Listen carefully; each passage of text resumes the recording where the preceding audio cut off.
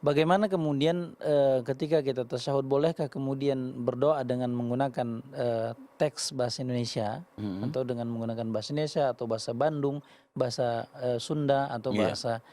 bahasa daerah lainnya? Iya. Maka para ulama berbeda pendapat dalam masalah ini. Yang pertama dikatakan yang pertama mengatakan harus berdasarkan bahasa Arab atau berdasarkan dalil yang berdasarkan Al-Quran ataupun sunnah lafaznya. Contoh mengatakan Rabbana atina fid dunya hasanah wa fil akhirati hasanah wa qina adzabannar misalnya.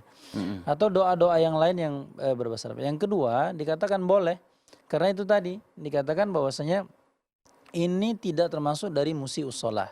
Tidak yang termasuk membatalkan sholat. Karena dalil ini menunjukkan bolehnya kita berdoa. Karena kata Rasulullah itu tadi yang saya sebutkan, wadu'u kaifa syi'ta. Maka berdoalah sekehendak kamu. Dalam artian menggunakan bahasa Indonesia bolehkah? Boleh.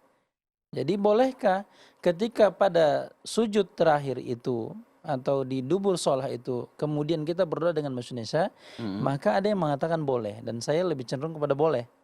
Karena berdasarkan dalil tadi bahwasanya ud'u kaifa syi'ta, mintalah kepada Allah, berdoalah kepada Allah itu dengan cara apapun. Dalam artian dengan menggunakan bahasa Indonesia itu boleh. Nah, wallahu ta'ala alam. Jadi secara